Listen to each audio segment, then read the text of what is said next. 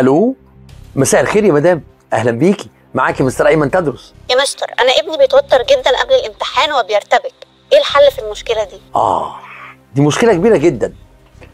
طلبه كتير عندهم مشكله بيتوتروا قبل الامتحان، والامهات عندها مشكله كبيره جدا. انا عندي حل بقى. ايه الحل؟ طبعا الطالب بيتوتر لانه معاش اجواء المباراه. عارفين اجواء المباراه؟ لما يكون لعيب كوره داخل يلعب ماتش دولي اول مره، يقول لك ده معاش دولي، ملوش في اللعب الدولي. معناها ايه؟ معناها انه ما اتدربش. فعشان ابني يتعود على جو الامتحان لازم يتدرب ويحل امتحانات مش عاديه بنفس طريقه الامتحان اللي هيمتحنه. اسمعوا مني الطريقه دي.